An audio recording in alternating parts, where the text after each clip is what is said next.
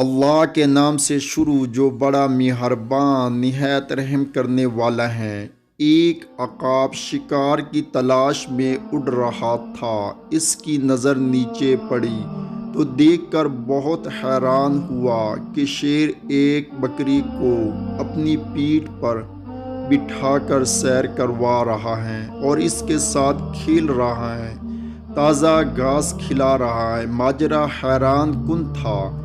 عقاب نے اس کی وجہ جاننے کا ارادہ کر لیا۔ جب شیر ادھر ادھر ہوا تو وہ بکری کے پاس آیا اور پوچھا، بکری یہ کیا معاملہ ہے؟ شیر تو تمہارا سب سے بڑا دشمن ہے، مگر وہ تمہیں اتنا پیار کیوں دکھا رہا ہے؟ بکری مسکرائی اور بتایا کہ ایک دفعہ دریا میں سیلاب آیا اور بہت سے جانور بہہ گئے۔ ان میں یہ شیر بھی تھا جو اس وقت چھوٹا بچہ تھا، ڈوبنے کے قریب تھا۔ مجھے اس پر ترس آیا اور میں نے اسے بچا لیا۔ اس وقت سے میرے ساتھ ہیں اور میرا دودھ پی کر جوان ہوا ہے۔ اب یہ مجھے اپنی ماں سمجھتا ہے اور مجھ سے پیار کرتا ہے۔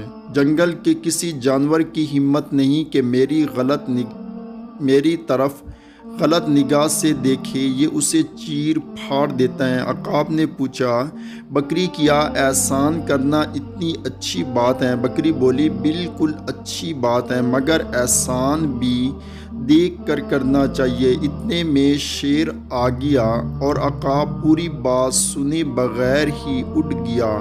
کچھ دن گزرے، عقاب نے ایک چوہے کو دیکھا جو برفیلے پانی میں ڈوب رہا تھا۔